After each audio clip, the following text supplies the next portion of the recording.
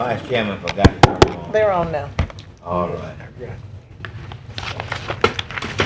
Okay, Madam Clerk. Ms. McCullough? Here. Mr. Everson? Here. Mr. Oliver Jenkins? Present. Mr. Corbin? Here. Mr. Webb? Mr. Shine? Present. Mr. Sam Jenkins? Present.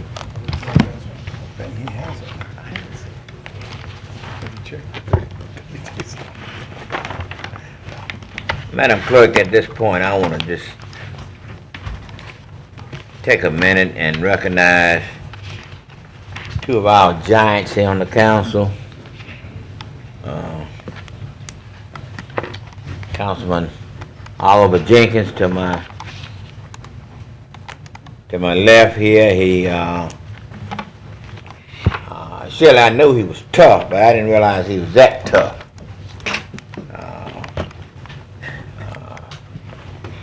Everybody out in that area were afraid to run against him, and because I don't blame him, I'm just glad he doesn't live over my way. May I think if he had lived over my way, I would not have been able to serve as many terms as I served on the council. Oliver, congratulations. We're extremely proud of you. I want you to say a word or two, and then we'll come to Mike. I just would like to say, Joe, I honestly appreciate you saying this, but in fairness, I wish you'd wait until tomorrow because I think I got a bigger audience tomorrow. Well, we're gonna do it tomorrow. Yeah, Dale, you see that? Just kidding. Army president, no, Dale, he meant that. He meant that. He's unappreciative, you know. So Dale, we'll do it tomorrow. Lighten that up a little We'll do it tomorrow too. Corbin But said you you know, might as well Art say told this me to that. tomorrow. Art told me that. Art told me, said, well, you know, Oliver is unappreciative. So, Mike, you are the same way. You are a lineman out in your area, and both of y'all have done fine jobs. Both of y'all have done excellent, and you all have exhibited progressive and modern leadership. Because the mayor, we want the mayor to hear this. Yes, sir, Mr. Shine. I was telling that they had exhibited progressive leadership, but you said it had a little conservative tinge to it. So, because now that might go well out in that area. I've been described that way, Mr. Shine. Oh, okay then. Okay. Okay, with a little conservative tinge. So, Mike, why don't you say a word or two? Thank you, Chairman Shine. Qualifying week is a nervous time for us all, and I think we were all glad to see 4:30 Friday roll around. I know it. I know. And like Oliver said, we're going to do this tomorrow too. So you got a big audience. You'll be on TV. We're not going to let you get away with that. All right, Mr. Mayor. Yes, sir, Mr. Shine. I believe we're at awards and recognitions now. Although tomorrow at this time, I will ask one of these council members who've been elected. Oh yeah, and I forgot to, Dale. I saw a lot of certain person's signs out in my neighborhood, and I can tell, heck, he's been working. And guess what? He had on a pair of blue jeans and a shirt. I had never seen Sam with a pair of blue jeans on.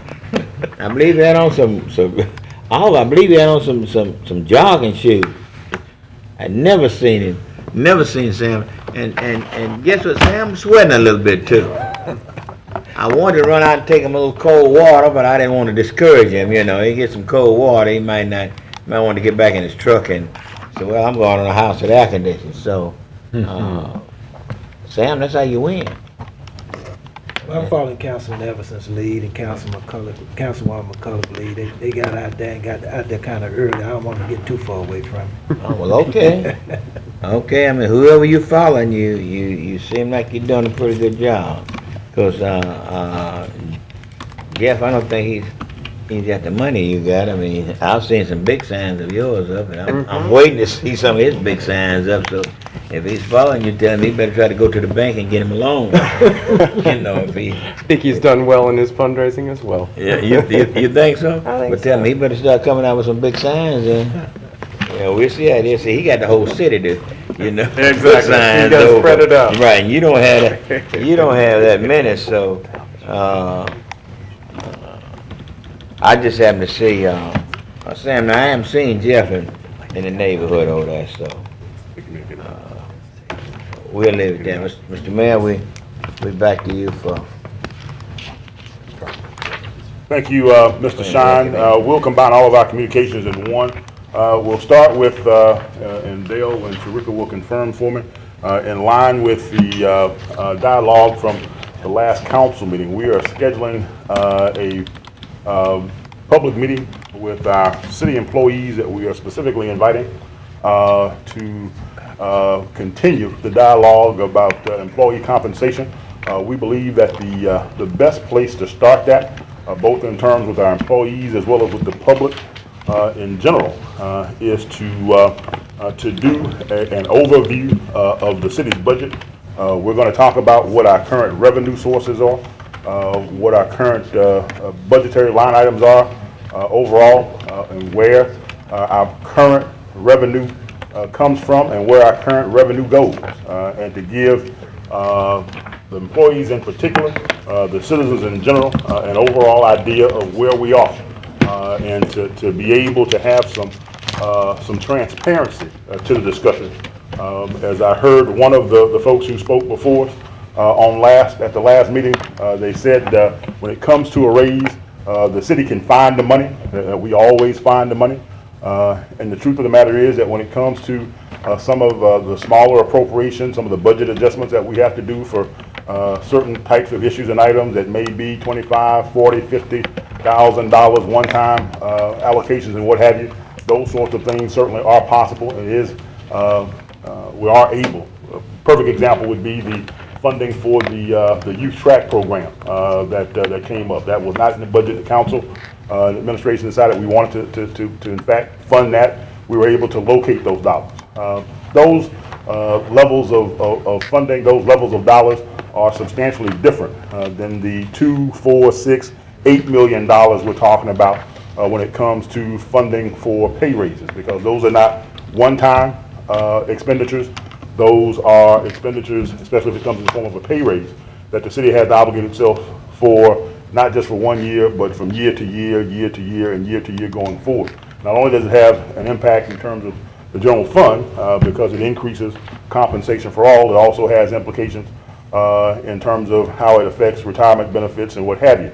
And so in order to be able to have this end up being an informed, constructive dialogue, we want to start by just laying everything on the table in terms of where the money comes from property taxes, sales taxes, fees, water and sewer bills, the whole 9 yards. And also, as I said, where that money goes. And let us have a discussion in terms of where it is that money may come from in the event that the decision ends up being made that it is possible to provide some form of a pay raise. Also being mindful that there are considerations within that, like what the fund reserve needs to be and other such things, so that we end up with a sound, tight, and good budget. So that's going to be this coming Thursday at 5:30. It will be at Riverview Hall, and we hope it'll take probably at least an hour and a half or so, but we're prepared to go longer if necessary. And we're already communicating this information to the employees. We certainly would welcome any council presence there as well, and also any citizens who would like to have a chance to be able to have a good understanding of how the city of Shreveport budget works, what it's comprised of, where those dollars are right now, and talk about what they think some areas may be in terms of staffing levels, areas of service, and other things that they believe we might be able to adjust, to shift, or what have you, that might end up putting us in a position to be able to go forward with some of what has been suggested. So this Thursday, 5:30, we certainly would welcome any and all presence. I also want to join you, Mr. Shine, in commending the 2 council members who have returned without opposition, Councilman Corbin and Councilman Oliver Jenkins, and also want to wish best of luck to Councilman Sam Jenkins, as well as Councilman Everson and Councilwoman McCullough, as they will be out on the trail this year. It will certainly be hot in the next 70 days leading up to November 4th, but I have no doubt that these are individuals that are like steel. The more heat you put up under them, the harder they will get. So best of luck to you, and we look forward to the dialogue as it moves forward. Also, Mr. Shine, council members, we did not have a chance at the last council meeting due to the length of the discussion that came up in some other areas to have a presentation by Mr. Stan Harris in Public Works that talks about the experiences that we've had in the initial phases of the solid waste program that we now have in place. We'd like to be able to do that tomorrow for the same reason that Mr. Oliver Jenkins referenced, that we want to recognize his return to the council. Because that we'll have more cameras available on tomorrow, so we'll be able to hit a larger audience. I'd like to distinguish those two for the record. That is not indeed at all of the same level of interest. It will be a part of the official record on tomorrow, and we look forward to having a chance to be able to share with the citizens exactly what the experiences have been, why we believe this is the best way to go forward, and again want to commend the council for having the courage to go forward with these changes because we believe that they are in fact absolutely necessary. That's with picking up the solid waste. Yes, sir. That is the new changes that we have in terms of basically directing our folks that if it's not containerized, we're not going to pick it up. If you have bulk items that need to be picked up, you need to call and schedule an appointment for those items to be picked up and then place them out on the curb to be picked up. That you should not place them out on the curb to be picked up and then call to schedule an appointment, because your appointment may be a week to 2 weeks from the date that you call to schedule it. So, Or 6 weeks. or possibly 6 weeks. Right. And so we want to ensure that we end up in a situation where we can get folks acclimated to a system that we think is much easier on our employees, which is most important, and also much easier on our equipment as well, and will allow us to be able to operate those functions in a much more effective and efficient fashion. Yeah. Because stopping right now to have to pick up a house full of furniture that's been placed on the curb, or a 10-foot high stack of tree limbs and branches that's been placed on the curb ends up taking considerable time, ends up being very hard on the backs of our employees, also ends up being very difficult, very hard on the city's equipment. So with that, Mr. Shine, we'll turn it back over to you. And okay, before we move on, I just want to recognize Tom Dark. Tom, it's so good to see you for so many years. You know, you were a fixture down here. You came to City Hall, the city government. Tom Dark was going to be here. And Tom, I will have to say, and I don't know whether you're going to be here tomorrow or not, but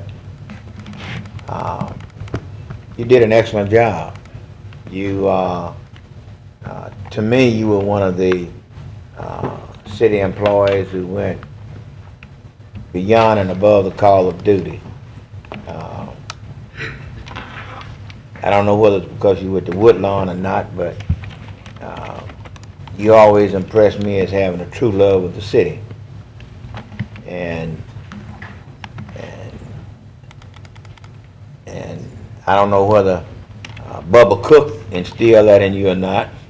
Was that your principal? I mean, was he principal when you were there? Assistant principal? Yeah. I don't know whether he instilled that in Tom or not, but Tom, I was proud of working with you. I always enjoyed working with you. And Tom, I would like to say that you always brought your A game. You always brought your A game to work. And the other thing that I can say that, I don't know whether this is good or not, but Tom was never afraid to come out in the community.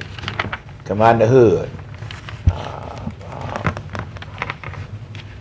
All the positions that you held. If I had a problem or a situation that needed to be looked at, Tom was there. And Tom, I always appreciated that. That showed love and interest for the city and for the people that you serve. You know, and we're never no greater than the people that we serve. So appreciate you seeing you back and continue to be successful at what you're doing. If it's nothing but retirement and coaching a little softball or a little baseball or something. So thank you, Tom, for coming down. Okay. Councilman Sean, Yes, ma'am. may I speak? Yes, ma'am. I want to commend Oliver Jenkins as well as Michael Corbin on going unopposed and returning back to the council. And just let you know that I'm looking forward to working with you again the next 4 years, and I'm sure Jeff and Sam are too. Councilman Shine, as the chairperson of the City Council, you have been a great inspiration to me this first term. And it's been a joy working with you. The Honorable Cedric B. Glover, Mayor, and your administration as well. Jeff, did you want to say something too there? I echo everybody's comments. I absolutely congrats to both you guys. I'm really proud to see y'all return, and look forward to working with everybody going forward. I'll be out there, as I was yesterday, sweating quite a bit, getting this campaign rolling, and looking forward to a fun time, maybe dropping a few pounds in the next couple of months, and I look forward to keep going with y'all. So thanks, everybody. Sam, I might be coming down here asking for something. I don't know right now what I could ask for, but Anything you ask for, you probably can get. oh, Sam, don't say that. But I did extend personal congratulations over the weekend to Oliver and to Mike. I was glad to see that. I think it was very well deserved. And so just how I think that says a lot when the people in your district decide not to put a candidate in the race against you. I'm very pleased with the services that they're receiving from you. So congratulations to you. I know you continue to do a good job over the next 4 years. Thank you. And Art, I was going to congratulate him on the weekend. I drove by their houses, but there were so many cars, you know, to celebrate victory until I was kind of ashamed to go in. Okay.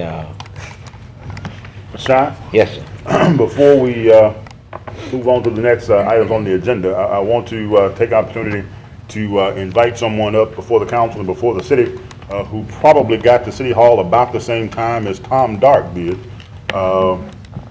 If not, maybe slightly before. If it wasn't before, it was slightly thereafter. But he is now the newest deputy chief for the city of Shreveport, effective the 14th of August. Tom Self officially retired, and based upon the way the system works, the next man up and eligible was one Ronald Jones. He is now Deputy Chief Jones, which means at this point he is the acting chief or fulfills the duties and has the powers of the chief of the Shreveport Fire Department. And so he is here with us. Anybody, He's behind the podium. He's behind the Mr. Mayor, anybody who has been down here as long as Tom Dark, you know they can come. Isn't that right, Tom? and still here. Yeah. Wow. And I tell you what also makes him special, Mr. Shine, members of the council, is he was a student at the Ingersoll Elementary School over in the Allendale neighborhood and had a rather outstanding scoutmaster who went on to be a Silver Beaver Award, and the tenure of his time at Ingersoll, I think, had 3 Eagle Scouts. But Chief Jones was one of those scouts, and from that neighborhood, and always blesses me when he shares stories with me about one Wash Bradford Jr., who also happens to be my grandfather. So, and I guess he left that and went on to Booker T, right? Well, actually, no, I went to Notre Dame High School. All right. All right. Okay. Catholic, all right. Well, Chief Jones, congratulations. Want to give you a chance to come up and let these gentlemen and lady put eyeballs on you and know who you are. And we'll also do the same on tomorrow during the regular meeting as well. And any words you may have to offer would certainly be welcome at this time. I just want to thank you for the warm welcome, and I just want to also say that I'm happy to be on board with you. Looking forward to the next few years. Thank you. Thank you, Chief. Okay, Mr. Mayor, you got anything else, and then we'll move on to That will do communication. it, Mr. Shine. All right, communication from council members. Any council member want to add to? I really wanted to ask a question. Okay. Mayor Glover, Yes. is it possible that you can repeat the information that was provided regarding the solid waste on tomorrow? Yeah, oh yeah, we will, in terms of the meeting on So that Thursday? you can reach the masses of the people? Oh, absolutely, Okay. absolutely. All right. And it is, and again, it is, will encompass solid waste, but is intended to be a conversation, a dialogue with the entirety of our employees throughout the entirety of the city of Shreveport. All right. So we are inviting and welcoming all.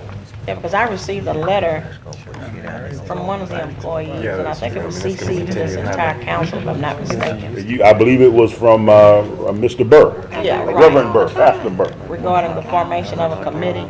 I don't know, are we still gonna form that committee?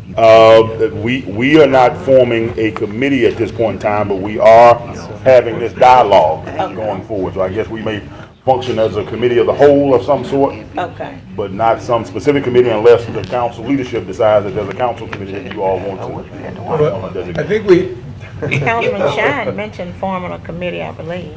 no, but I think we already have one. We already have one. Solid, Yes, met solid as waste. So I a mean, solid in waste. reference to the pay raises. Oh, At our most excuse recent me. meeting, Pay rate. I Councilman thought we were Shine talking said that. about solid waste. I missed the other part of it. I think I was we're, gonna let Sam head that one up. Sam, you wanna head that one up? I'm just talking about what he brought before the council at our last meeting. I think that's what he was referencing in the letter. Because it sounds like he was expecting members to be formed from that last meeting, I think, based on what Councilman Shine, the president, brought to the table. yeah, I don't know if I recall exactly, we may want to check the minutes, but I think there was some indication made that there might be a special meeting called or something like that. Yeah, but this, I mean, I think that's kind of about what the mayor's doing right now, you know, and Oh, okay. you know, if we need another one, man, we'll pick it back on that one, but that's what I kind of indicated to, that we or you on would call a meeting, and it would be more of an informational meeting, you know.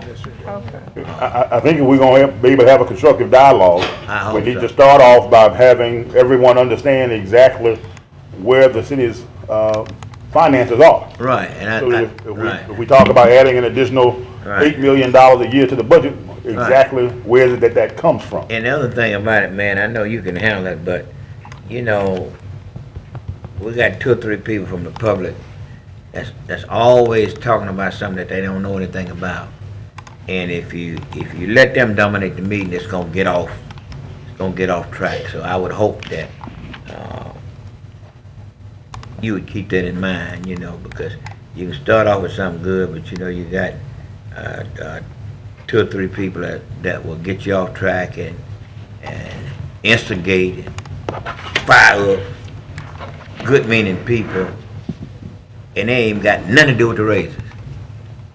They ain't gonna, and because sometimes I think 1 or 2 of them don't even live in the city. So I would hope that you would keep that in mind, because you got some good people down there who's actually concerned, but you know, kind of like, I don't know whether I should say this or not, but kind of like the Michael Brown case. You know, you had a lot of good folks who were concerned about getting out a message, and then you had some folks who wasn't about nothing but causing confusion. So I would hope that we were still on top of those people who's about causing confusion, because this is a serious situation, and a lot of people just don't know. So that's why it's good that you're doing what you're doing, giving them some information, and they don't understand that you might look like Barack Obama, but you're not. You can't print money. You know, feds can print money. Our budget had the balance, Mr. There Chairman. you go. It has to do that, and you just can't do that. You just can't. You know, I'm gonna find some money, so I'm gonna go back there and tell Dale, I want you to print $3 or $4 million away. You know, get together with the folks and let's print some money. Can't do that. And a lot of them, and some of the folks who come down here and instigate. That's all they're doing, instigating. You know, for their personal perception. So this is a very serious, and I've talked to some of the workers, and I've told them, I said, look, now, you know, I'm not gonna get in there and throw my 3 cents. You know, let the mayor handle this, and I would hope that you wouldn't let other folks who don't really have no interest in it, you know, instigate you all, you know. And I said, we need to look at this in a very professional and in a very civilized manner.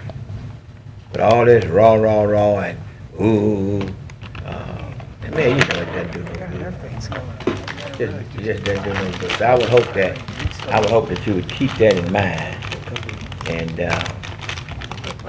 when you have the meeting, you know. But, Mr. Shine, you know, we obviously respect the right of any citizen to want to come and engage in the process, but in line with your comments, you know, ever since this issue flared up in a public sense, Right. you know, our initial action, first response was to reach out and connect to Ms. Sheila Johnson There you go. as the elected head of the city employees There you go. union, in light of the fact that there was a decision made first by the previous council to this one, 4-3 vote. The fourth vote, Councilwoman McCullough, coming from a Republican, to allow for and call for an election amongst our employees to decide as to whether or not they wanted to form a union. This council, I believe, voted unanimously, if I'm not mistaken, to affirm and advance and push that effort forward. I believe that is something that, in turn, with the work and the effort of the employees who are behind that effort, that it would be a grave mistake for this administration or this council to not recognize and acknowledge that, because what it represents from our perspective is the voice of our employees deciding that this is how we want to organize ourselves and represent ourselves in terms of engaging in constructive discussion and dialogue with the administration and the council regarding these types of issues. And so if we were to find ourselves trying to have discussions with every subgroup of employees, There you go. then we would end up with a situation that would not ultimately be very constructive from our perspective. You know, we recognize Every anybody's right to speak. subgroup of citizens out there. Exactly. You And so, know, you wouldn't be constructive. and so, you know, I don't want to, again, not recognize that it's quite significant that you ended up with the vote that took place several years ago, and the fact that this council stood behind that, affirmed that, and in fact facilitated and allowed it to be able to go forward. I still remember that time frame where the vote was done up at the Skybox at Independence Stadium, and I believe Councilman Oliver Jenkins was one of the folks who served as one of the tabulators and what have you, and you had several hundred city employees who came out and actually made that decision. Since that point in time, engaged in discussions and negotiations with the administration. There's now an agreement in place that largely parallels the policies and practices of our employee handbook that outlines and dictates how it is that we will relate to and address these types of issues. We believe that's proper and appropriate, and that's how we're going to deal with this as long as we're here. And so, I think that's the best way, because when you start letting instigators get in, I'm sorry, all right, Dale, let's Ms. Farnell, please.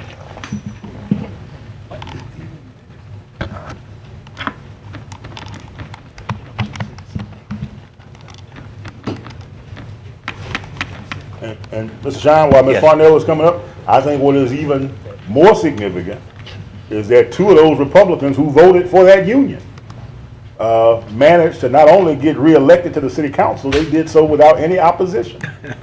And so the belief that somehow it would be a death nail, as some folks seem to attempted to predict, turned out not only to not be true, it may have in fact accounted for why they had such a broad base of support that nobody even bothered to file against them. So I'm just simply overwhelmed at the political machinations that are going on here in the city of Shreveport today, and it may be something, a test lab for folks around the country to come here and take a look at. Well, the other thing, Mr. Mayor, these two gentlemen are very astute politicians. So they know how to network and they know how to get things done. I'd like to change that to hard-working public servants. All right. Make sure that that distinction is made for the record. Well, now, Mr. Shine, council members, I've always said I was a pro-business Democrat. Okay. I just hadn't met any pro-union Republicans, right? Can we not be pro-labor? Pro-labor. And what about Pro-labor. pro-labor? We're all pro-labor. That's a little Absolutely. pro-labor. There you go. We're all pro-labor. There you go. I'd like to hear about property standards. Yeah, that's what I was about to say. I know you got to dust yourself off after all that coming over. Okay. Any questions for Ms. Farnell? Any situations you all would like her to look at? Ms. Farnell, I guess everybody's been tired of with the elections coming up then. Thank you. Thank you so very much. Mr. Sibley, did you have anything you want to say at this point? Again? No, sir, we'll have an updated revenue report at the next council meeting. Okay. Ms. Scott, I know you're on for next month, but did you have anything you want to say at this point? Okay. All right. Mr. Jean, since you lost your best person because you and Dale wouldn't give her a raise, she decided to go to Dallas. It's all in your lap now, Dale. You and Jean didn't want to come up with an extra $5 a month, so the young lady left and went to Dallas. All right. Public hearing tomorrow. Dale, Art. We have none, Mr. Chairman. Okay, okay. All right. Adding legislation to the agenda. Will we have any for tomorrow? We don't have any at this stage. All right.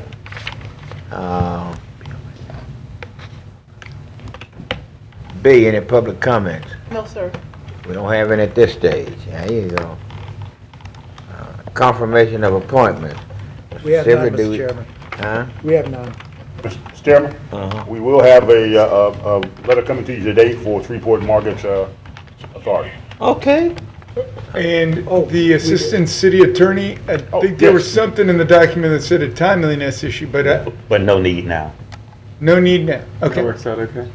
Copy. I mean, I just remember that being one of the bullets in there, so. It actually works out better for her now that we Okay. hold up. No worries. Okay, that's fine.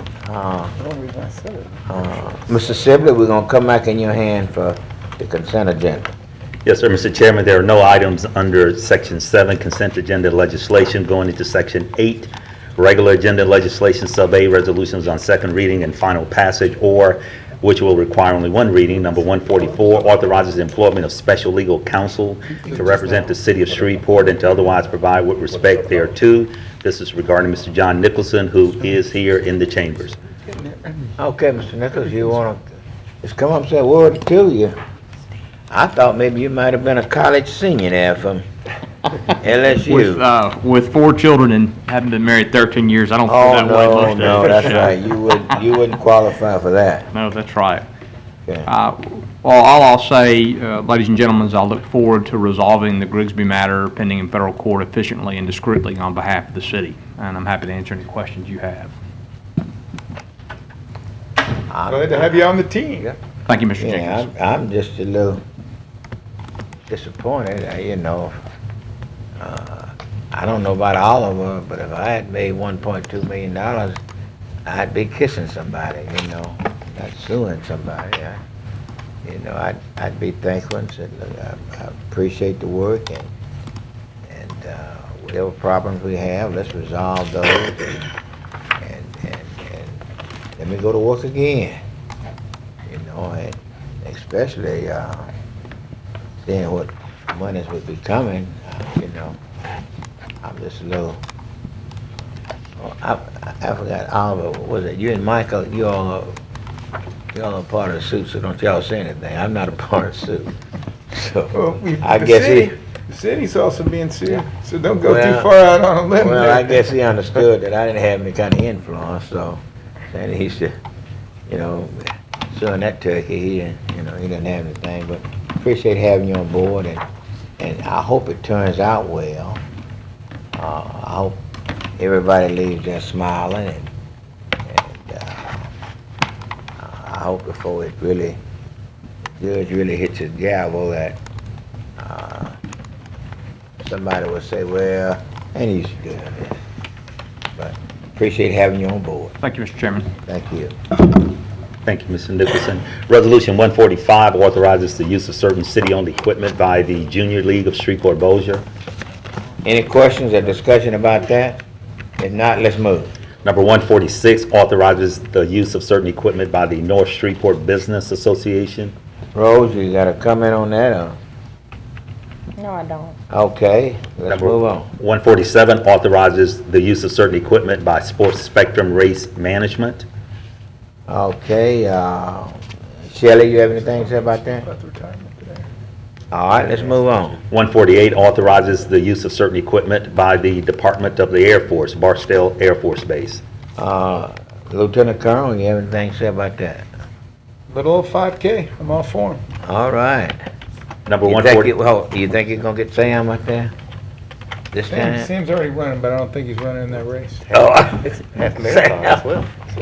Sam, did you hear that? It's rough up Isn't he there. a mess? Isn't he a mess? Well, you know, Sam was already running, but I don't think he's running that race. Okay, Sam. I don't think there's anything wrong about it. I'm sorry, go ahead on.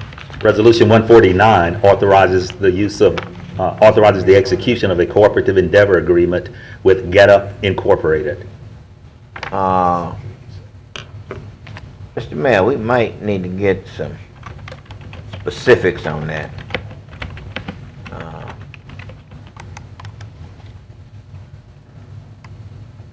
From your office. Dale, you might want to, I haven't had a chance to look at it, get it. What kind of, We can either get Shelley or I see Councilman Everson is listed as a sponsor, perhaps. okay, We can call Ms. Regal forward to, Shelley, you want to come? you and Jeff might want to give us a little, because I've heard some rumblings about this in the community, and This is equipment for the CC Antoine celebration at CC Antoine Park. This will be the 4th year we've helped support that event by providing equipment and the use of the park. okay, is it any money, any sir. money value? I mean, any direct cash or anything like that No, that we sir. give them? No, sir. All right. Just equipment and use of the park. Thank you, Shelley. You're welcome. All right. Thank you, Shelley. Thank you. Proceed, Mr. Chairman. Please. Number 150 authorizes the mayor to enter into a cooperative endeavor agreement with the Rotary Club. Any questions? Not? Let's move on. 151 authorizes the use of certain equipment by the Highland Area Partnership Incorporated. Okay. 152 authorizes the use of certain equipment by the Susan G. Coleman Race for the Cure. Any questions? If not, let's move on. Resolution 153 authorizes the City of Shreveport to hire professionals in conjunction with the issuance of not to exceed $93,500 general obligation bonds, Series 2014, for the purposes set forth in the propositions approved in an election held on April 2nd, 2011. Any questions or comment on that? If not, let's move on, please. Resolution 154 authorizes the City of Shreveport to hire professionals in conjunction with the issuance of not to exceed $75 million water and sewer revenue bonds in one or more series for the purpose of financing the cost of acquisition and construction of improvements, extensions, and replacements to the water and sewer utility system of the city. Any questions or not? Mr. Mayor, would this, I guess maybe, would this have any impact on the consent decree? Yes, sir. I Yes, mean- sir. These are the projects that are a part of the $350+ million Good. in work that we have signed off on and committed to do under the consent decree. Good. This will fund the initial $75+ million worth of that work. Good. I just wanted to make sure. I didn't want Sam coming in with his hands tied. Okay. Resolution 155 authorizes the City of Shreveport to hire professionals in conjunction with the potential current or advanced refunding of, of any eligible general obligation bonds, water and sewer bonds, and or other revenue or refunding bonds of the city for the purpose of attaining savings for the city and or its taxpayers through the issuance of refunding bonds and otherwise providing with respect thereto. Any questions or comments from any council members? I have a couple that are kind of all three together. All right. And they're, I mean, whether it's Dale or the two of y'all can answer this. Y'all want to come up, please? For Charlotte, Bill. Why don't the whole team come up? All right. Okay, I guess first question I have is, I remember last week or 2 weeks ago, we discussed the breakout or the amount of commitment from each one of the underwriters, and we're still a few steps off on that in terms of percentage of the allocation that they're going to get, right, on the issuance? I'm sorry. Of the 93, let's use the GOB series. The GO bonds, yes, sir. Do we already know what percentage of the bond allocation each one of the underwriters is going to? Well, we're waiting for a confirmation from staff to discuss that, but we've discussed it in general. There's a senior, a co-senior, and 2 managers. And there are some normal parameters where you put seniors, but we're trying to make it so that it's reasonable for the amount of work that the senior puts in, the co-senior, and the co-managers. Okay, so y'all have kind of an idea, but it hadn't been finalized, the breakout essentially between. No, sir, we usually get together and have an agreement among underwriters after the staff weighs in. Then the underwriters, they've already put forth what they want. It kind of never matches what the other guys want, and then we'll balance it out to what's fair. Okay, and then the other question is, I don't need the dates specifically, but globally speaking, we vote on these 3 issues tomorrow. Kind of what's our timeline going forward? Whether that's Bill or Jackie, whoever wants to answer that question, or whoever. It has to go to bond commission. Bill can speak to them. There are different timelines for each. The water and sewer is the $75 million water and sewer that we're hiring professionals. That's in front of the bond commission this next month in September. After we go there, we'll have, because of particular statute under which these new money water and sewer are issued, the way we've always issued it, you'll have a public hearing, you'll have a 4-time notice. So that's going to occur sometime in mid-October. And the pricing, we're hoping, we talked about this pricing hopefully towards, the latter part of October, still in October, to try to move that on. We haven't talked about, we'll talk about the refundings. The refundings, I think, will be broken down into, we really don't know enough. We wanted to hire the team so we could see really, and I think that's, germane to your question, who gets, how much is it going to be, because we still don't really know what opportunities are really there and how to make it fair, so it's kind of premature to talk about what any underwriter will get about that. But the timelines on those we still have to go to the bond commission on that, and we haven't even been to you to ask to go to the bond commission yet. So for those, the three, the new money, 75 million water and sewer, and the refundings, those are, the new money's towards the end of October. Correct me if I'm wrong. Well, Timing. time-wise, there's arbitrage regulations that require that you have your bond sales minimally 15 days apart. So the refundings, Even if they're different types of, it doesn't matter because it affects your, same issuer, I yes. guess. But the big issue for us is if the refundings are in the money and the market says it's time to go, the refundings will go before the new money. It depends on what the market's doing. So we have to set them up so that they can go. Because with refundings, you can't play, you can't go like, okay, I want to think about it, and then you miss the market. Yeah. So in answer to that question, if the refundings are in the money, they'll go before the new money. If they're not in the money at the time that the new money is ready, then they'll go after, 15 days after. But only after bond commission After bond commission, and yes. y'all's approval, the council's Mr. Jenkins, approval. just to help out, one of the things that we prepared internally that helps the council, because we know one of the things you're always interested in is what you have to do and when you have to do it in terms of legislation. We have a draft timeline for you that was produced that we can put in your hands that'll help give you the broad parameters. A lot of the information that they're giving you can easily be plugged in. So we have something for you we can give you today that will give you a broad outline in terms of what steps the council would need to take as we go forward. And then the last one, of course, is the GOB. So that would be the third of the three? No, the GOs will go first. They're going to go GOs first. They go first because they're ready. They're already approved and. Yeah, we've been to the bond commission, the only thing we've done is we've changed how we're selling these bonds through a negotiated transaction. So that's coming up in a little bit for a request to introduce the bond ordinance because it's negotiated, but that's coming up in the next legislation down the agenda. So what'll happen since the GOs need to go first, everything will roll after that. So if we get to market at the end of September, the beginning of October, then that will set up the timeline for how the rest of the bonds go. But the GO has already gone through bond commission.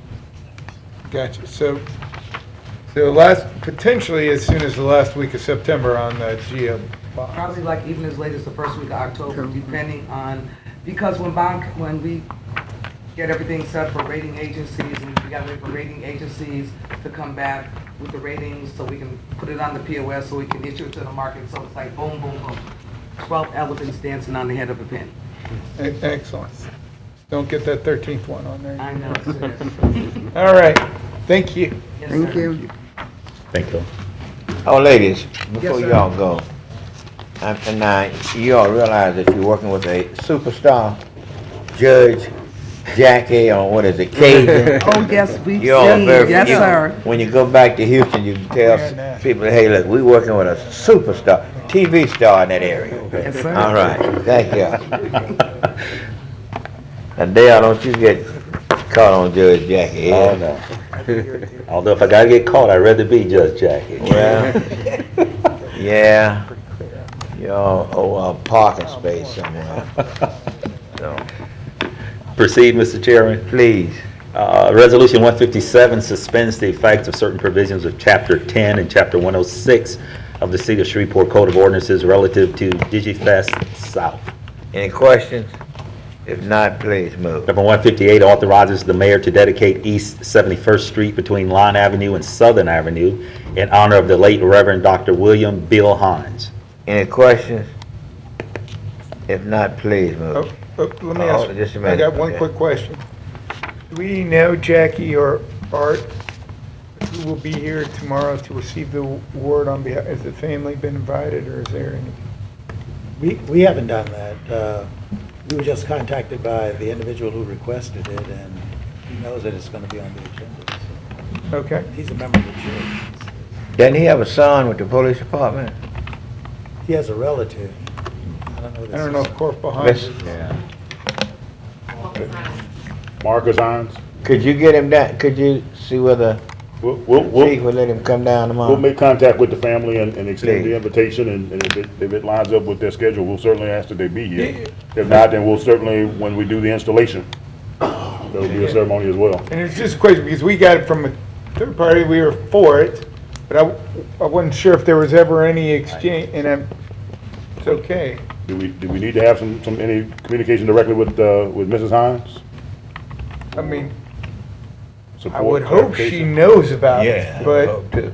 when the church came to us with this proposal, a member of the church, His congregation where he pastored? yes. Well, we will, okay. I mean, I'm assuming they know about it, I just didn't know. It was Don Hobday, so. Okay. Sure was. Yeah, sure was. What? We'll have Marcus check.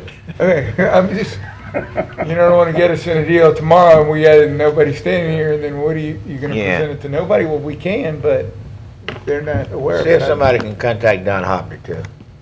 He might He be should- related he to should the know- He should family. know about it. He should know. Okay, thank you, sorry. Don knows about everything else. Okay. That's all. Yeah. Resolution 159 suspends certain provisions of Chapter 106 and Chapter 10 relative to dispensing, sale, and/or consumption of alcoholic beverages at 1833 Pierre Avenue, October 26, 2014, for a benefit for pet savers. Any questions? Not? Let's move, please. Resolution 160 declares the intention of the City of Shreveport to proceed with the issuance of not to exceed $75 million street improvement bonds in one or more series for the purpose of financing the cost of constructing, paving, and improving public streets in the city, including utilities relocation and incidental sewer and drainage work required thereby, making applications to the Louisiana State Bond Commission for approval of such bonds, and otherwise providing with respect thereto. Mr. Mayor, I thought that was kind of sweet with your friend being out here the other day, and he called it checkerboarding. That guy had one on me. I mean, I'd never heard of that. But, I don't think he really knew what was going on. Ironically, Mr. Shine, I drove down Hollywood later in the week, and I got Saw what he meant. I saw what he meant, and his intentions are well intended. But I don't think he fully understands that it can be much more cost effective to replace sections as opposed to reconstructing an entire road when it's possible to do so. I don't think his intentions might have been good, but I know a guy who got his eye put out, and the guy who put it out had good intentions, but yet still his eye was out. I don't think he really knew what he was talking about, and sometimes we have people who talk about things that they know nothing about, and I don't know whether he was trying to impress us that he had been to Las Vegas or not. But I got that from him. Next time I saw him, I told him I was so proud of him going to Las Vegas, a good old country boy out of Moortown out there, and I told him I remember when he didn't have anything but a pair of tennis shoes to wear. And because he went to Bethune, from Bethune to Texas Southern, so I told him that next time he goes to Las Vegas and have some fun, to bring me and you something I back. can't do it, period. I mean, I can't. Okay, I'm sorry. Let's move on. Mr. Chairman, before we leave 160, because I think most council members, if you've seen this handout that we have had discussions about the first three of these transactions. 160 represents something that I've had a chance to have a couple of conversations around, but nothing with the entirety of the council. This goes back to 2011 when we had the much larger Fix Shreveport Streets Now proposal. And part of the concern at that time was that what it did was to commit the entirety of the revenue stream from the increase in the franchise fee to revenue bonds for street work. This idea that I just want to put out for introduction and discussion with the council takes about $3.5 million, leaves about $3 million per year. So it essentially splits the amount that comes in. It gives us a way of being able to assure going forward that at least a portion of this new revenue will always go and be committed to streets, at least for the 20 to 25 years that the bonds would be issued. The balance of that, $3.5+ million would be available as we've taken the $1.5 million and put it into the maintenance and operating budget of streets and drainage for potholes and what have you. So it ends up being kind of a compromise version of a larger street proposal. It has the top number of 75 million, which would actually end up being able to generate off of about $3.5 million would be closer to about 50+ million. And that gives us a chance to be able to do a significant number of the streets that have since been identified as a part of the pavement management program. But there for consideration. Like I said, we've talked extensively about the first three. Want to put this fourth one out there for discussion to give us a chance to see whether or not there may end up being some council interest in being able to go forward with at least a portion of the street work that needs to be done. Okay, let's move on. Section B, Mr. Chairman, is introduction of resolutions not to be adopted prior to September 9, 2014. Resolution 161 ratifies the execution of a cooperative endeavor agreement with the parish of Caddo relative to the receipt of funds to purchase and install smoke alarms. All right, any questions? If not, let's move on. Resolution 162 authorizes the mayor to execute an agreement with the Independence Bowl Foundation Incorporated relative to the purchase, financing, and operation of an electronic scoreboard, video board, and other equipment necessary for the operation thereof, authorizing the guarantee of a loan to the foundation by Chase Bank or other financial institutions for the purpose of the same, authorizing the city to request approval from the Louisiana State Bond Commission relative to the guarantee and otherwise provide with respect thereto. Mr. Chairman, members of the council, we would ask that this matter be removed on tomorrow. It's no longer necessary. All right. And the good news, Mr. Chairman, council members, is that it's no longer necessary, not because we're not going to go forward with having a new state-of-the-art scoreboard in place for this year's game, but it was discovered during the course of discussions between the administration, the Independence Bowl folks, the folks from Chase Bank, as well as I think Bill was on that conference call, if I'm not mistaken, as we talked about how something like this could and would possibly come together. It was discovered that the Independence Bowl actually had the capacity and standing to be able to do it without the assistance and support of the city. It would have ended up ultimately being a transaction that we would have had to go, as the resolution states, before the bond commission. It would have counted as $1 million+, $1.7 million in terms of debt that would have been on the city's books. Obviously something that we were open to doing, but thanks to the sharp negotiating skills of Dale Sibley and Terry Scott and Shelley Regal and Sharika Fields, they came to the understanding that it could happen, but without having to put the city ultimate on the hook, and again, with debt being on our books. So we're glad that it's going to happen. We think it'll be an outstanding addition to the facility, and it will happen in a good conservative Democrat fashion without having to anyway endanger the fisc of the city of Shreveport. Shelley, I told him it was always good to have somebody on staff from Baylor. That's right. There you go. There you go. I saw that big girl dunk the other night, too. Dale, you should have seen her. Miss Griner? Yeah, she went up and dunked that ball, and folks just went, wow. All right.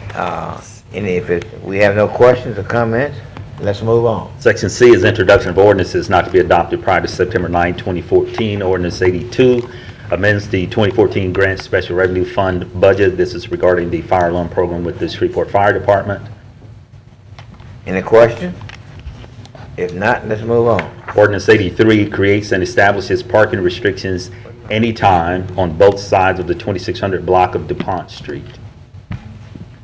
All right. I'll just say real quickly, this is one that came as a request from neighbors in the area, and they'll be very happy to see this move forward. There was a sort of a growing trend of people who were a couple blocks down were parking all on this particular block, and it was starting to cause difficulty for people to get in and out of their property. And so we got them a petition, and this is the result of that. So it definitely has the support of the neighborhood. All right. Dale?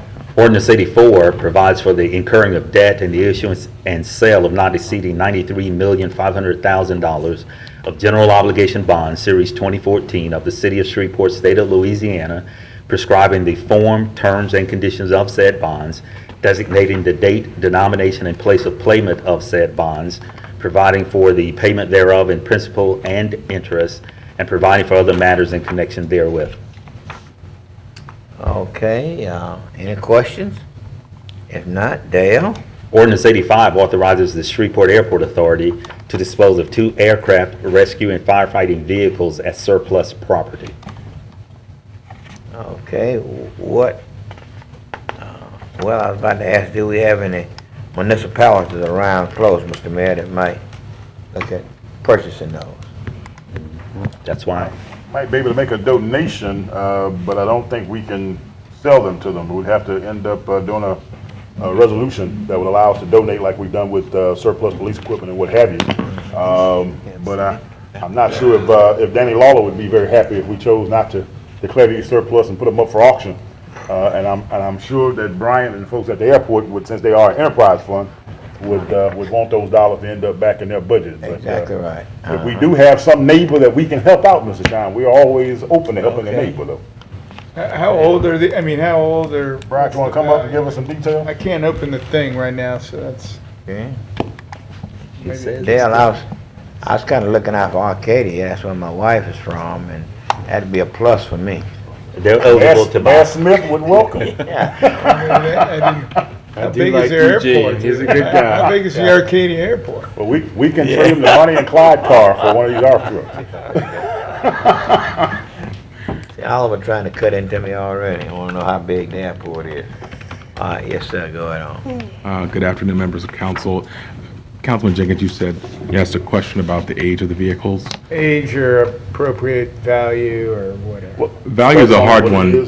Excuse me? Give them a general, what the specs are and age and whatever. Well, one is a 1987 truck and the other is 1990. So they are older trucks. They were replaced in essence by a Striker vehicle, which is about a $900,000 purchase that we made through a grant from LADOTD last year.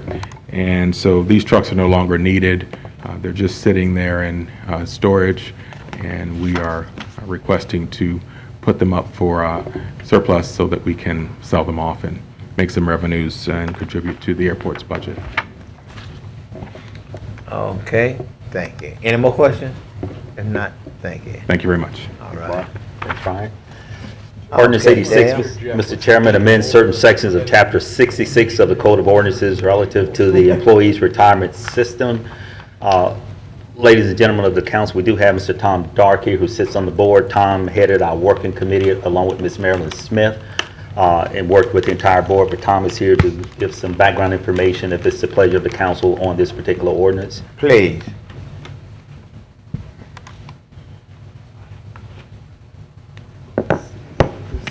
Good afternoon, gentlemen.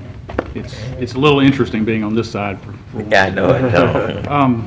The ordinance that you have being introduced tomorrow is a result of about 2 years' worth of work by the Retirement Board, on which Mr. Jenkins currently sits, along with Charles Madden, your Finance Director, Mr. Sibley, 2 employees, Greg Cooper and Marilyn Smith, and myself as the retiree representative, along with Robert Burton, who's the retiree alternate.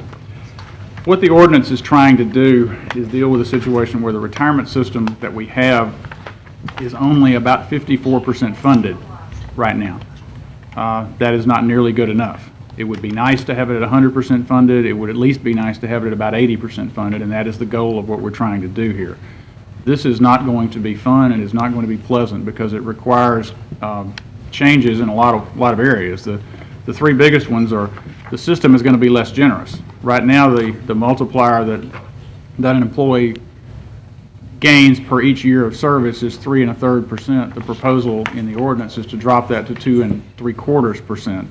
That would still mean that someone with 30 years of retirement, 30 years of service, who started work in 2015 when this becomes effective, would still retire with almost 83% of their final or highest 3-year salary.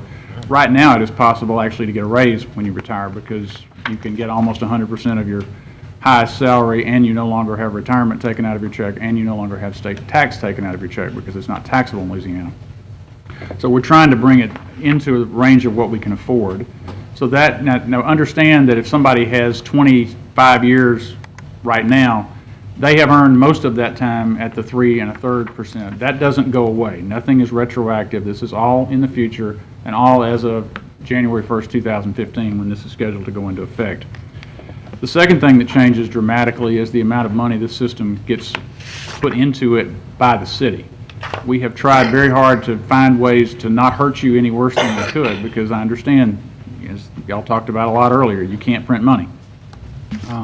I tried, believe me, for a long time. The proposal goes from the 13.15% that you currently put in of payroll to 16.5% next year, 20% the year after that, 25% the year after that, and it goes up then because you stop paying into the 30-year-old settlement we have to help pay for the old fire and police retirement system, so we get a little extra money. Then you can apply to this, and then to 29% in 2018. We tried to do it in such a way that it would gradually affect you. It will affect the general fund, however, it will affect the water and sewer fund and the library fund most dramatically. Others will get a little bit, but most of those are funds that you support in one way or another. Airport a little bit, but not as much.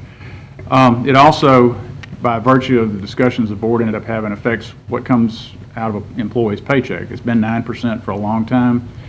As a result of an original proposal that the board put forward where the multiplier was going to go down all the way to 2 1/3%, we heard from a number of employees who said that's just going too far, and we would be willing to pay a little bit more out of our checks in order to bring that multiplier back up. Now, that is not a unanimous sentiment. I can tell you that there isn't anything about this that's unanimous. It's very difficult. But what we ended up doing was proposing to raise what comes out of the employee's check by 1% a year for the next 3 years. So it would go from 9% now to 10% next year to 11% the year after that to 12% the year after that. And we did that only because we felt like that as a board that the higher multiplier was a good thing. If you choose in your wisdom to say that we don't want to change the employee's share, then you need to go down to the lower number. That's the trade. We think keeping it as high as we can is a good thing.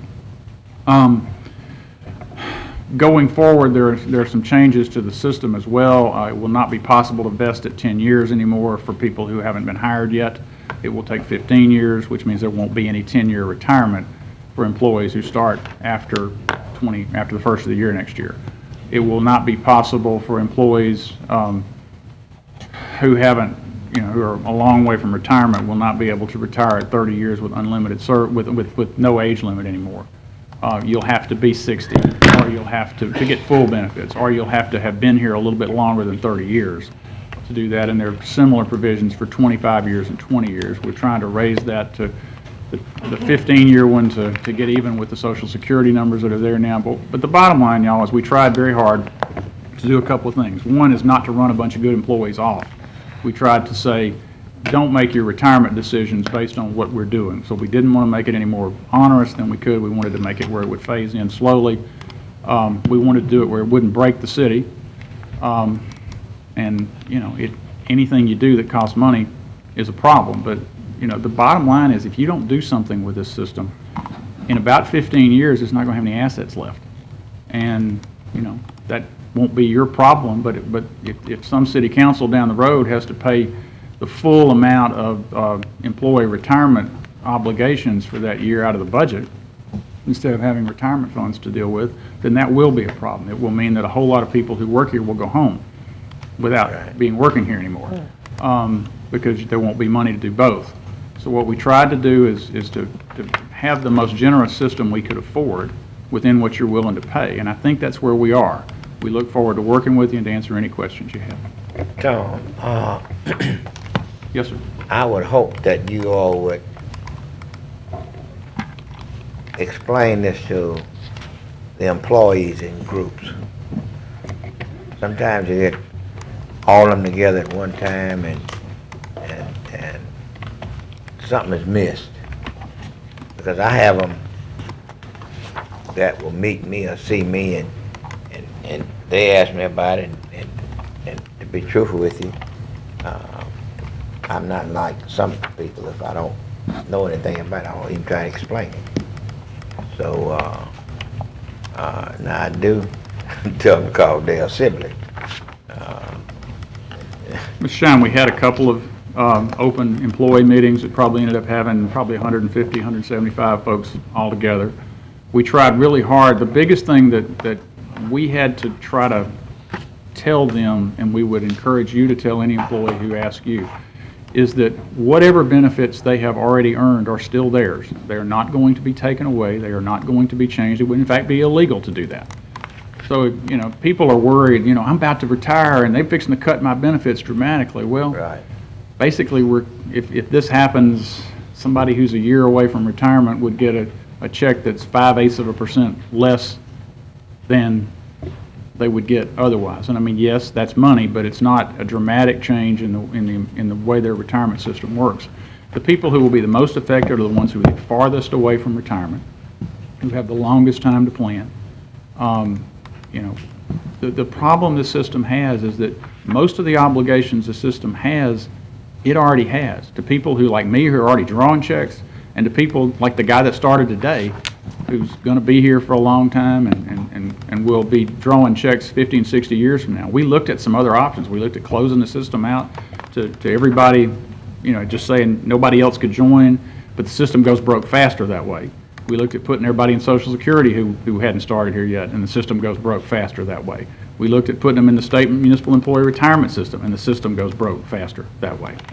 So I think we tried to look at every alternative. We also looked at going to 401ks, and the general perception on the board, and something I really felt strongly about, because I was in a 401k for the city for a while before I was able to roll it into the retirement.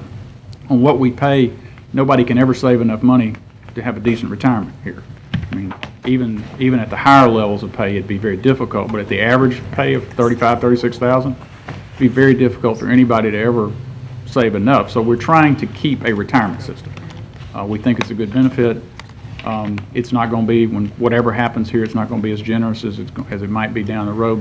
But the main thing is we must do something, because if we don't act now while we've got a little time to build it back up, then some successor of yours down the road is going to be cussing you big time.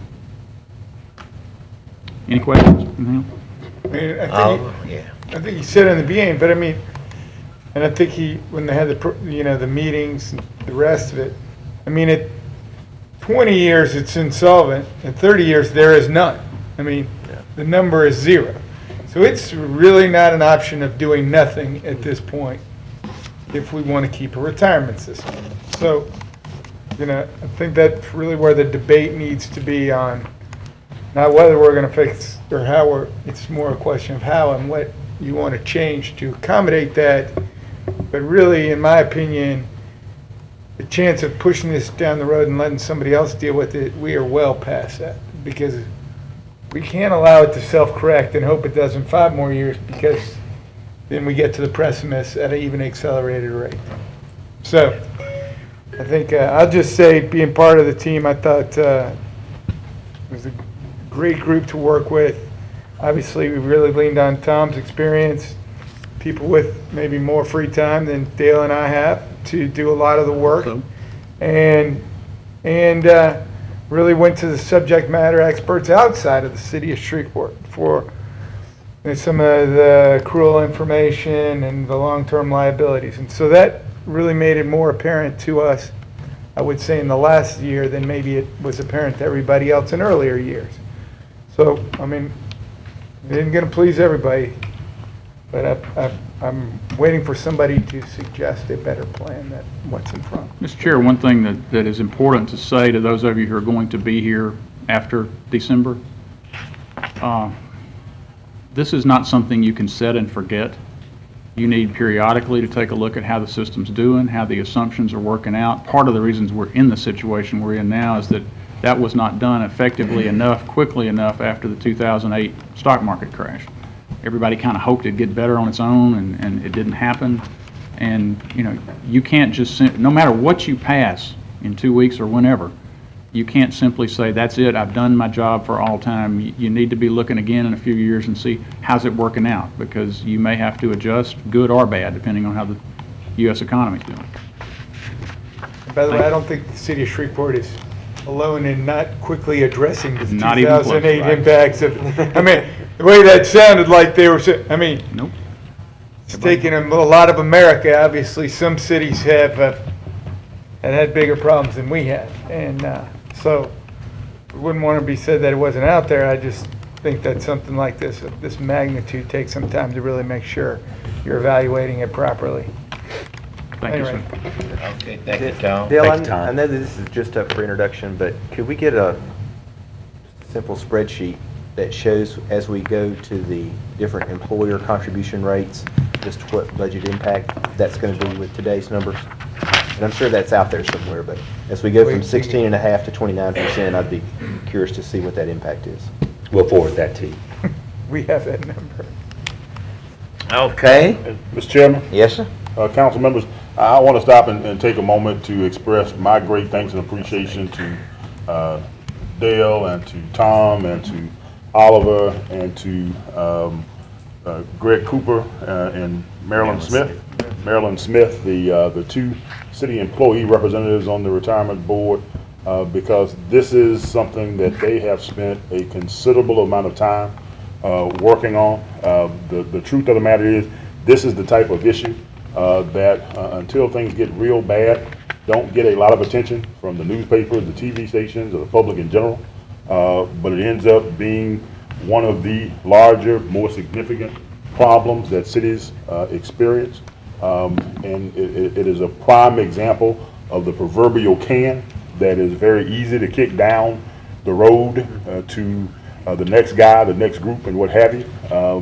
The problem with that is that that can gets bigger and bigger and heavier, and the problem looms just that much larger. So there are no easy, convenient resolutions to these types of things, but the larger truth that not only dealing with issues of solvency is that post-2008, in the Dodd-Frank era, you also have larger implications for how these particular types of challenges end up being weighed on the city's finances.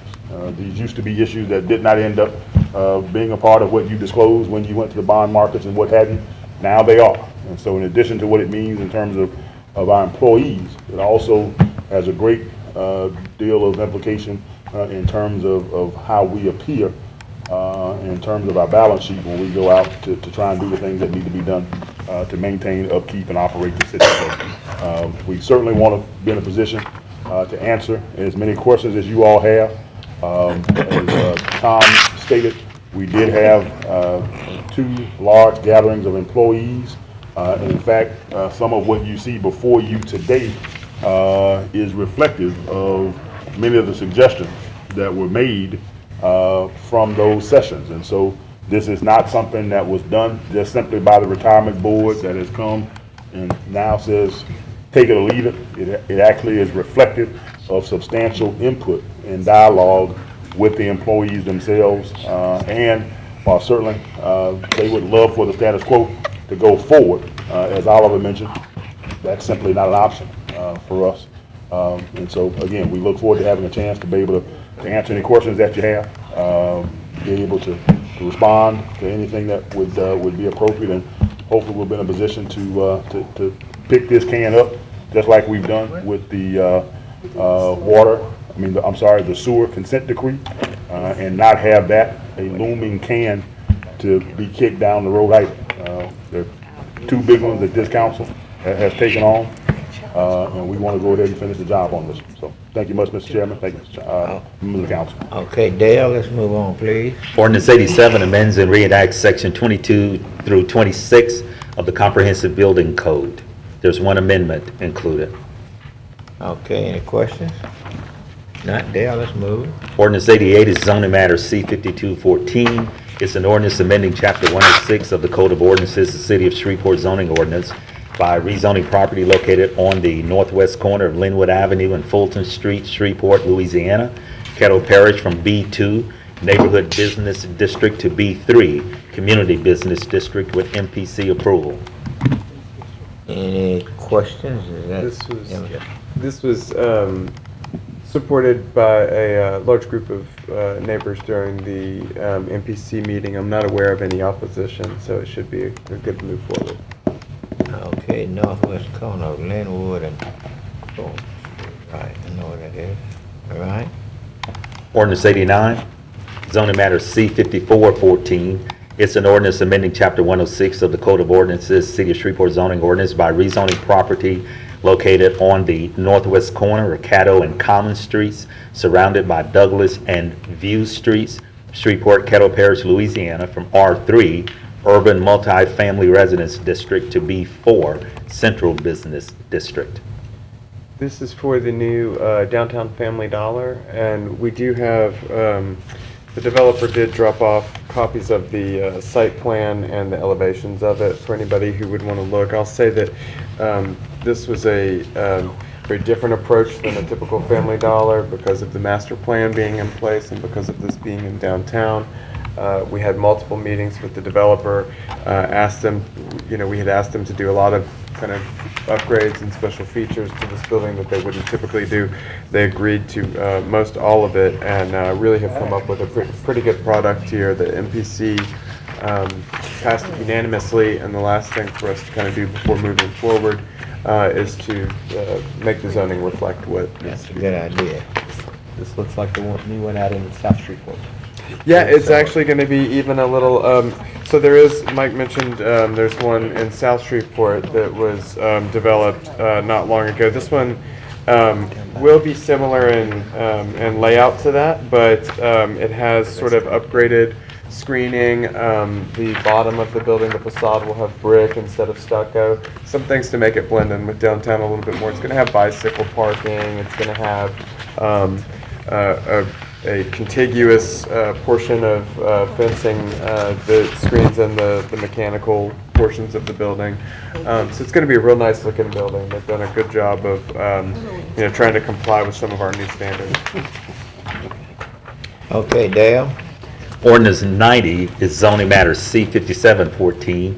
It's an ordinance amending Chapter 106 of the City of Shreveport zoning ordinance by rezoning property located on the northwest corner of Quinton Street and Hearn Avenue, Shreveport, Caddo Parish, Louisiana, from B1 Buffer Business District to B1E Buffer Business Extended Use District, limited to a snow cone stand only. Sam? Well, Sam went and get some coffee. Okay, let's move on. Ordinance 91 is zoning matter C-5814. It's an ordinance amending Chapter 106 of the Code of Ordinances by rezoning property located on the northeast corner of Edgemont Street and Line Avenue, Shreveport, Caddo Parish, Louisiana, from R3 Urban Multifamily Residence District to B1 Buffer Business District. Oliver? Sorry, Question? I was working on my pension plan here, just a second. Oh, Let me okay. Make sure I'm on. Ordinance 91, the zoning matter.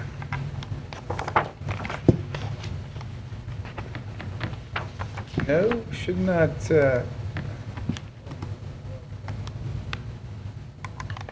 Okay, Sam? no issue. I mean, No Dale? questions of this? Sam, either Oliver come in on 92. Ordinance 92 is zoning matters Well. C-5914. It's an ordinance amending Chapter 106 of the Code of Ordinances by rezoning property located on the east side of Kingston Road at the intersection of Bellevue Road, Shreveport, Caddo Parish, Louisiana, from R1D Urban One Family Residence District to B3 Community Business District on the western portion, which is Tract 1 Kingston Road frontage, and R1D Urban One Family Residence District to I1 Light Industry District on the eastern portion, which is Tract 2. Oliver, since you're good about stepping in somebody else's district, would you like to do it right now? That's an awful long step for me out there, but Okay, then. I don't have any questions. But I reserve the right, if that individual is here tomorrow, that he can certainly ask some questions. Right. Right. Dale, you know how it is, Okay, Dale, let's move on. Section D is ordinances on second reading and final passage. Ordinance 78 amends and reenacts portions of Article 11, Chapter 42 of the Code of Ordinances relative to street performers. Okay, any questions? All right, let's move on. Ordinance 79 amends the 2014 general fund budget. This is regarding engineering. Any questions?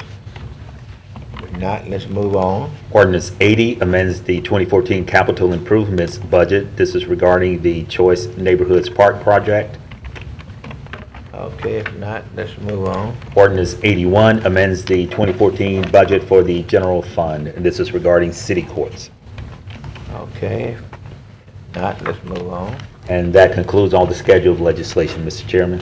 All right, now we're over to Mr. Thompson. Mr. Thompson, we are in your hands at this point. Mr.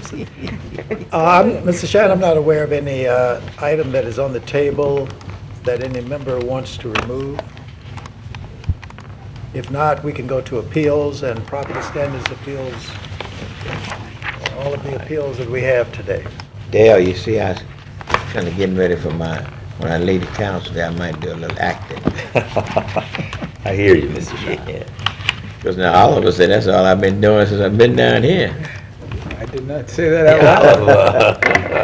Out loud. I didn't send it in an email either. Okay. You know, that's a shame. Okay, Ms. Dorothy? Yes, sir. Thank you, Chairman Shine. Our first case for today is in Councilman Jeff Efferson area. It is 7028 Austin Place. The owner is present. Please come up. And we have talked, and she's done a really good job. She's here to make a report, and I'm inclined to give her 6 more months according to what she's already done, but she's here. Look forward to an update. Thanks, Ms. Bryant, for being here. Oh, you're welcome. Hi, City Council. I'm going to give you an update on where we're at on the 728 Austin Place project. The first section's been completed. We went ahead and stabilized the foundation.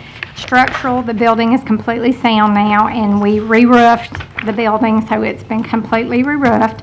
So the second phase of the project is now going to be to replace the rotted wood, the porches, and all the original woodwork or the original wood siding. Some of that's going to have to be replaced, and so because historic property, we're trying to get that replicated, you know, to the historic preservation code, and so all that's having to be milled. So I don't have a time frame because that just depends on how we can get the wood and get the blades made to reproduce the siding. So that's our next phase, is the siding and rebuilding the porches. So kind of my update. It looks good, doesn't it? I have to compliment, you know, for a while there, I think a lot of people said, well, what is going on there? I said, they're doing foundation work. You're not going to see the, you know, it's at the bottom. But I have to say, in recent weeks, I mean, you really have seen a lot of activity out there, and it's exciting to see it. Yeah, it looks really good. I'm real excited about it. I bet you are. So, well, I you know, the house definitely needs to be preserved, so we're making good progress on it. But you are not alone in having an affection for your house. You may be alone in the one responsible for doing it, but there are a lot of people that really love that property. Yeah, and we've had a lot of support just from the city itself, so we appreciate that very much. I'd like to make the motion to allow another 6 months. Yes, Been moved by Councilman Ellison, second by Councilman Mike Carter. Thank y'all very much. That we will give us 6 months. And Mr. Chairman, Yes, council members, if sir. I can say while she's still standing here, before I had a chance to go by over this weekend with all of the happenings that were happening within the area with James Burton and what have you, and also recognizing that Sunday was going to be the final episode, I believe, of True Blood, so I had to pass by the old Florentine as well as go pour a little out on the ground in front of Lucky Liquor. So remembrance of all the great history of True Blood and here in Shreveport. So Okay, all in favor, vote yes, opposed is no. It's, it passes with a, what, 6? Yeah, 6 and 1 out of the chamber. I'm sorry, that is second meeting in February, which I don't have a schedule for next year. Okay, Ms. Darcy, you got that passed. Thank you. Thank you. Thank you. Our next case is in Councilman Shine's area. 3413 Palm Street. Is anybody here? I don't think there's anyone here, and there has been no rehab and no work done on this property since it was last here. The owners were here 60 days ago, and they were supposed to do certain things to the property. That has not been done. The property still looks as it did when we first sited it. Give me your recommendation. My recommendation, I would like to continue this case for 2 weeks for the reason that I would like to see if they were actually got the letter from council to make sure that they received it. Okay, it's been moved by the chair. Second by the mayoral candidate. Do you want to postpone? I'm just going to postpone it for 2 Yeah, weeks. I'm 2 going to weeks. find out if they got it, and if not, if All they right. did, then we're going to proceed All in on. favor, vote yes, opposed, no.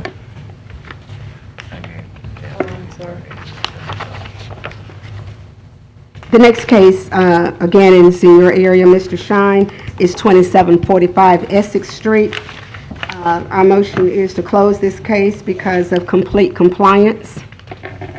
Oh, that's great. Is he here? No, he's not present, sir. Is that his, Looks good. It's a It quick does. turnaround. Yes. That's not his brother sitting back there, is it? No. Marvin is not his, okay then, Marvin. I wish they all went that fast. It's been moved by the chair that we would close this case. Can I get a second? Second. It's been moved by the chair, it's been seconded by Councilman Everson that we would close this case. All in favor, vote yes, opposed is no. The case has been closed. Ms. with McCall, a thank you. 6-0 vote, 1 eye to change. Our next case, Councilman Shine, is going to be in Councilwoman Rose McCullough's case, 3040 Skelly Street. The owner is present. He has been doing work to the property, and we are inclined to give him till September the 22nd to complete the rest of the things that need to be completed on the property. If you need him to come up, he is here. Rose, do you need him? Yeah, I mean, I heard them talking prior to the meeting, so, yeah, I'm in agreement with that. Okay, can I get a motion? So, yeah. Okay, it's been moved by Councilman Rose McCullough, second by Councilman Sam Jenkins, that we would give him until September what now? September the 22nd. September 22nd. Yes, sir. All in favor, vote yes, opposed is no. Okay, September 22nd. Our next case is in Councilman Jeff Efferson area.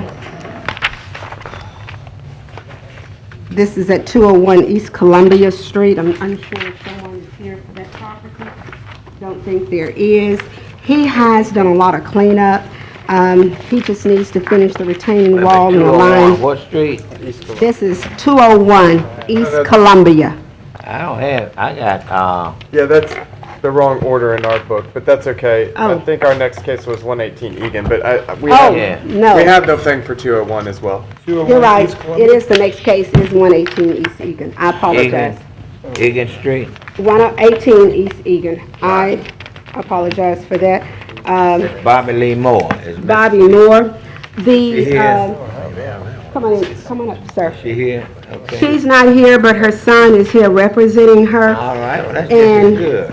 Mr. Efferson, the problem here that we have, there are two other tax investors here in this property. As you can see, the property does need to either be demolished or rehab.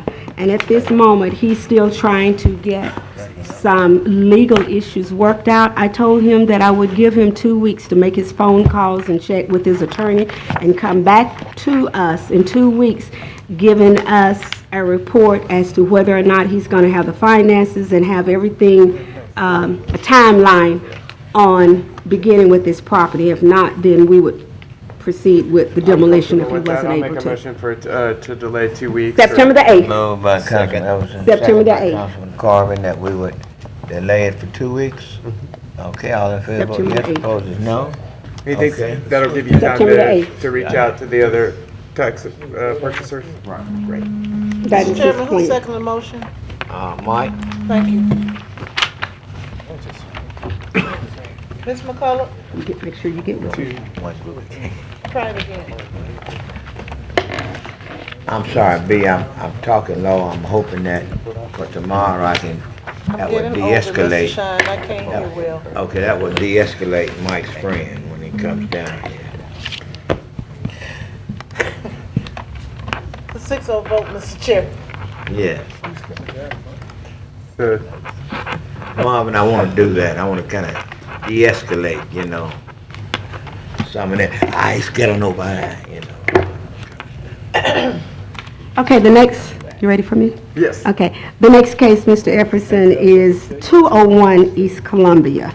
I don't believe the owner is present, but he has, I'm familiar with this one. I've seen it from the time it was at its worst, and it's made Yeah. a big improvement. Now, I don't know what, and he still has a little bit more work to do. He has to finish the cleanup, he needs to finish the retaining wall, and he needs to align the concrete parts and cover all of that with dirt.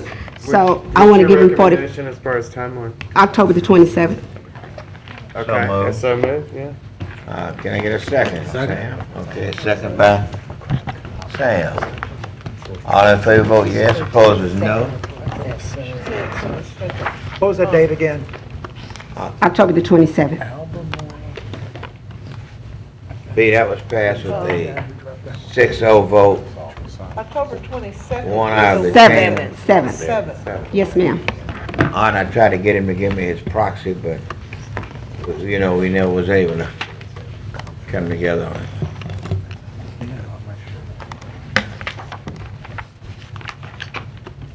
Okay, Our next case, Mr. Shine, is in your area, is 6143 White Way. The owner is present. I would ask him to come up.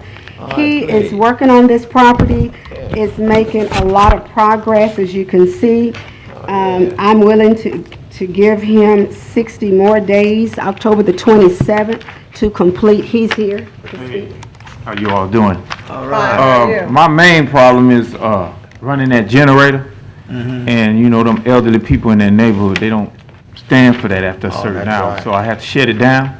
But SWEPCO gonna turn my lights and stuff on. I got a couple trees I gotta get out the way. Great. I'm working on it, like I say, and then I got a few more beams I gotta put up under the house. I'm crawling up under the house. I'm getting it done. All right then. What you said, Doc? Yes. I mean. We want to, October the 27th, I want to give him to 60 more days. All right, let's give him 60 more days. Then moved by the chair, second by Samuel. And Sam, when you go by there, you might want to put a sign in it, all in favor, yes, opposed to no. Yeah. Okay, you got 60 days. What'd you say, B? Press it again. Press it again. 6-0, one out of the chamber. And that's all the cases we have. Thank you, Don. Okay, Mr. Thompson? We don't have any alcoholic beverage ordinance appeals or MPC appeals for today or tomorrow. That sounds all right with me.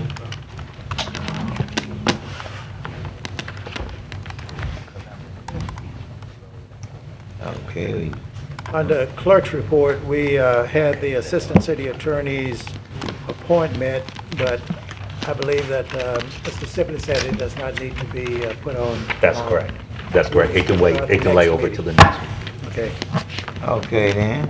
And we had an appeal in BAC 7214, the southwest corner of Pines Road and Pierre Drive, which will be on, I believe it's the next, September the 9th.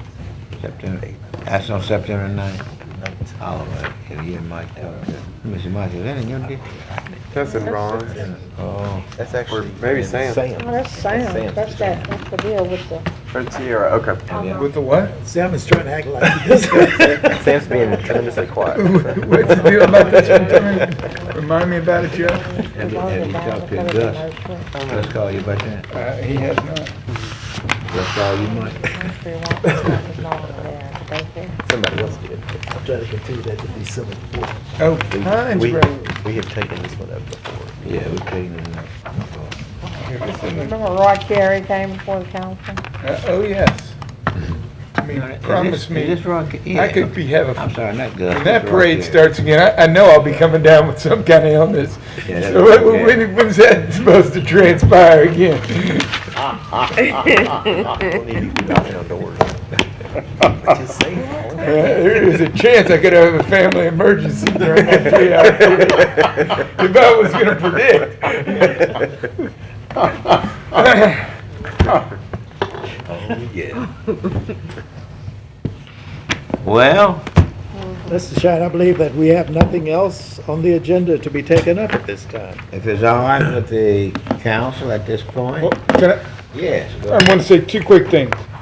One thing about our, and I should have said boards, and you may have said it and I missed it before that clerk's report, but, boards and committee, we met with the Public Safety Committee meeting prior to this. They're going to come forward with some ordinance in regards to a potential for us to levy fines against people that have alcohol violations as an intermediate step before removing their license. So we didn't have a quorum necessarily, well, we didn't necessarily have a quorum at the time, but there's a few little things, and since it's going to be a debate we're going to have in here, I just didn't see Right. those of the Public Safety Committee that were there at the time. They certainly supported it. A little work still on charitable solicitation to do, and then the other is we had discussed the cost of requesting photographs, what have you, from the police department if it's an insurance because of an accident. Fire department's also going to look at that, so probably see something from an administrative standpoint coming forward with regard to that. So, good meeting. Second thing I'd just like to add, Councilman Shine, to have this memo of the times of our respective meetings for the budget, I'd ask that at a minimum we could maybe postpone it for those to start at 5 for those of us that work. But that's me personally, and that's because I see they start on a work day at 4. I want to be very hospitable. But that would be my request. I'm putting mine in. If people have others, I'm sure they are, but I'm doing mine publicly for anybody else.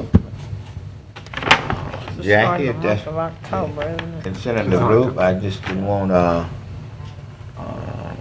didn't know how many of us rode the bus, and I didn't want you to be down here late, too late, so. But if you're giving people rides in Mercedes afterwards, I'm sure they're probably a long list. Did somebody have one of those? Dale, who is he talking about? I don't know what he's talking Can't get very about. many people in it, Mr. Oh, is it a convertible or a Wait a sports minute, car? I mean, I don't understand what it is. Little coupe is what it is. Dale, let me go and change the time to 5 o'clock. 5 o'clock I can get a works much break. better for me. So I can get a break from Oliver, Jackie, you wanna redo that to 5? Okay. And that'll save me, Jackie, that'll save me some headaches. Okay, yeah. Yeah, I wanted to apologize for not being in attendance to the public safety meeting today. As a matter of fact, Jackie called to remind me about 10 minutes to, and it was just impossible for me to leave at that particular time to make it to the meeting, so it wasn't intentional to miss the meeting. As a matter of fact, I had it on my calendar, but I'll be sure to be present at the next meeting. And like I said, we didn't have a lot of voting. We had more some kind of tasks and what Just- have you. Okay, collaboration or whatever. Okay. No worries. All right. Ms. Shine, for the budget meetings, could you give us some indication as to whether you want food? I really would appreciate it, and one of those days I'd like for you to have a barbecue. Find that. Another one of the days that I don't think this needs to be on the record, so we can. I really, well, Since we were starting at 5 and ending at 6:30. yeah, a little barbecue one day, and since Dale loves, gumbo, maybe a little gumbo one day, Dale, and some. Still too hot. Turn the AC way up. Yeah, little gumbo and, We got your drift, Mr. Shine. okay then. You out? And, if you could, Shelley might bring us a little cornbread. All right. Marvin, I don't want to leave you out. You've been sitting there so quiet and so professional. Did you want to say a word or two before we close this down? I think, Councilman, Oliver made a wonderful observation earlier, tomorrow, where the crowd was kind of, bigger. Wow, Oliver, you see what you started? Marvin, you see what Oliver started? Okay. Meeting's adjourned. Okay.